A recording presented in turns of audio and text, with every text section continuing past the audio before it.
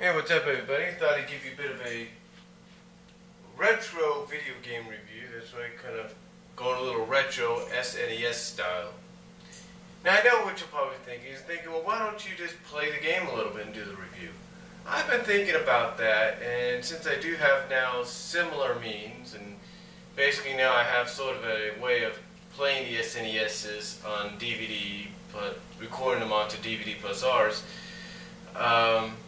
I might do it in the future, but I'm not saying, so don't hold me to that just yet, but you might be surprised someday.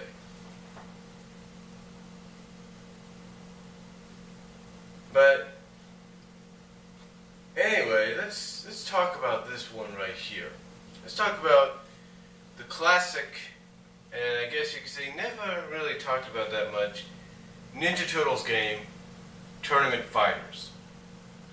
Now, Tournament Fighters, believe it or not, is actually a pretty good game. It's one of those, I guess you could say it's not, I don't know if it's rare and obscured, but it's a very good game for the Ninja Turtles franchise. Basically, it was released, I think, in the mid-90s, I believe. I'm not really sure. But there's several versions. Two of the most prominent versions are the Super Nintendo version and the Sega Genesis. Hold on for a second.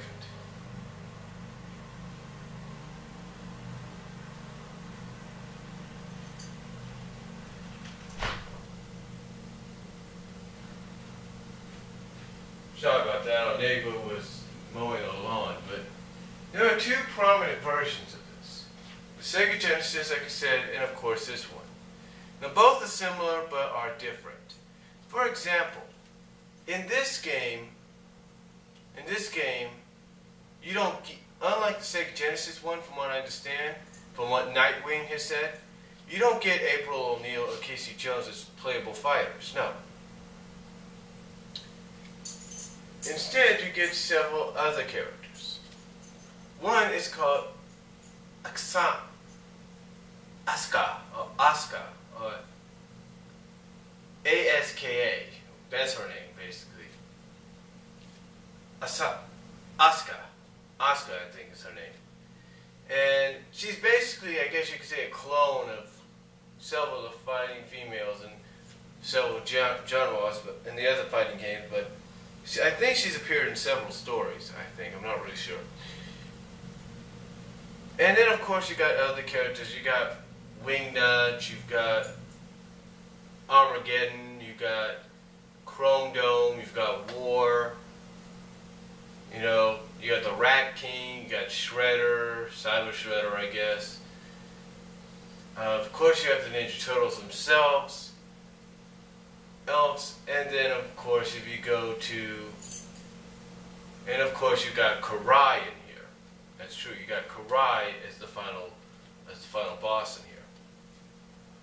But the only way you could play as Karai is if you increased the game level. Let me explain. When you go higher, you see there's several levels. I think it's 0 to 10 is the game levels. So if you play under the game level 3, or level 3 level, the game level of the number 3 game level, basically, you won't be able to play against Karai. You could beat the tournament, you can beat the defending champion Rat King, which he is in here, which he is in this game for the tournament, but you won't be able to face Karai because you'll be too weak. The only way to play her is to advance yourself up 3 to go play on the number 3 level and up. That's the only way you can play. Now, you might say to yourself, well, why is that? Why won't they let you play against her under the lower levels?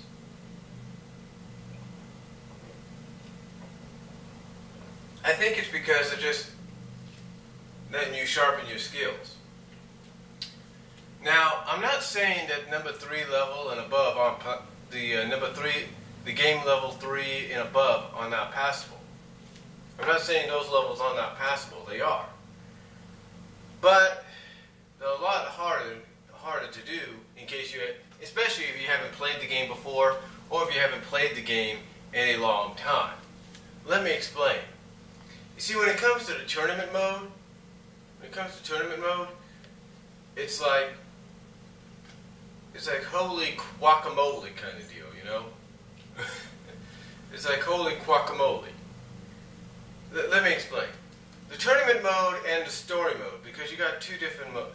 Those are the two prominent modes besides a watch mode, where you can watch the computer faces fight against itself, as well as you got a versus mode, which means if you have two SNES controllers, you can play against a friend. But again, here's the situation. When you go to the game level 3 and above, when you choose level 3 and above in the options menu, you pretty much are going to be in for the fight of your life, because especially when you get to certain characters. Let me explain. In tournament mode, they go through a certain pattern. You start off with Chrome Dome, I believe. Then you go off against Raphael.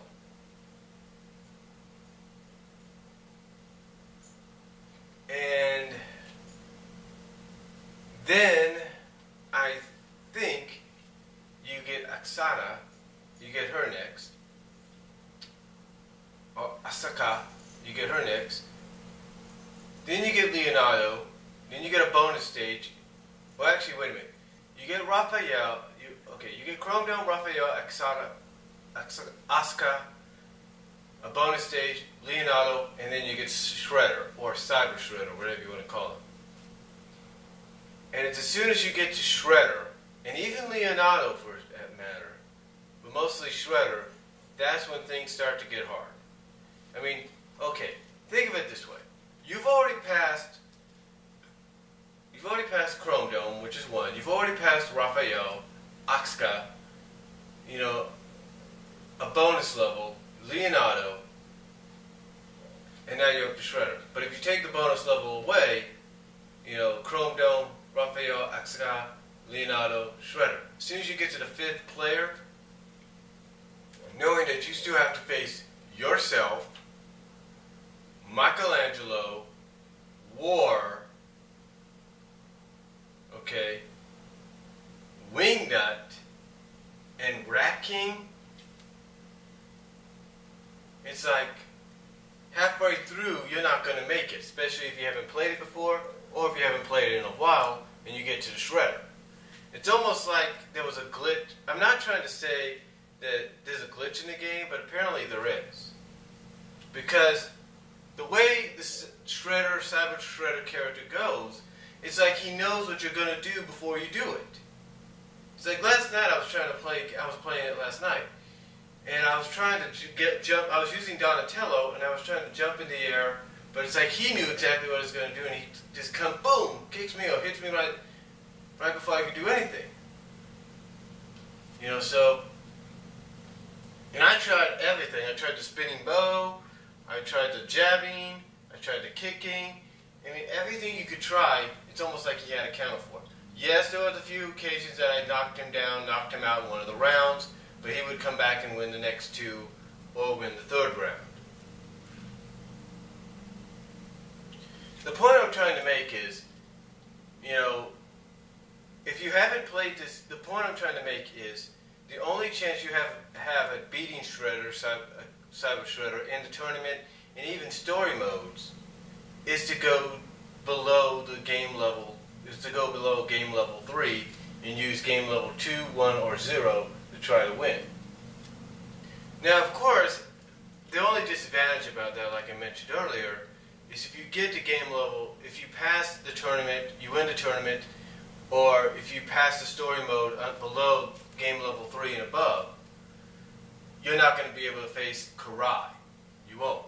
You got to beat the tournament, you got to beat the entire tournament, you got to beat most of the story level to get Karai. You got to beat it. You got to do all that. Like I said, you got to win the tournament level. You got to beat the story mode, all on level 3 and above to get Karai, to face Karai. That's the only way you're going to be able to officially beat the game. I mean, you'll beat the game, but you'll get the message from, like in story mode. If you beat the game there, you'll get a message from Splinter that says, you know, you're not ready yet. Basically saying you're not ready and powerful enough to face Karai. You need more training. Or, if it's the tournament you win, you'll get a message from April that says, sorry, you're not going to be able to face our champion because you're not strong enough. Well, not our champion, but the new challenger that wants to challenge you for the title because you're not strong enough. And again, that's Karai. So, again, overall, a decent game. A decent fighting game. I'm not saying that it isn't. The only things I will say about it is that if you like a good challenge, then definitely go for game level 3s. Then definitely choose game level 3 and above, and try to beat both the tournament and the story mode there. But if you haven't played it yet, or you haven't played it in a while and you want some practice, go below the game level 3. And yeah, you may not get to face Karai yet, but at least it'll give you enough practice. Believe me, when I finally faced Karai on both occasions, and I did face Karai in both the tournament and story mode, it wasn't easy, but she was beatable. It just took a lot of practice. So, but I haven't faced her since then, and that's been like a couple of years now. So again, like I said, decent fighting game. Only thing is, when you choose level 3 and above for difficulty, when it comes to game difficulty, you better just get ready to sweat it out, because you're going to be in for one heck of a long day or night playing it. But overall, like I said, a decent fighting game, and that's all I'm going to say about it. It's definitely worth checking out. I mean, I got this back when I lived in Lawrence at the Game Exchange right across the street from me. So again, if you want to find this, go ahead. I'm sure you can find it on Amazon or eBay at a good price. Whether it's the Sega version or the Super Nintendo version, I prefer this one. I really do. So definitely check it out. Check it out when you can. And that's all I'm going to say. Decent game. Like I said, gives you quite a challenge if you want a challenge, you know, with the higher difficulty levels. So definitely worth playing, and that's all I'm going to say about it. Decent game. Comment down below, video response if you like, and I'll talk to y'all later.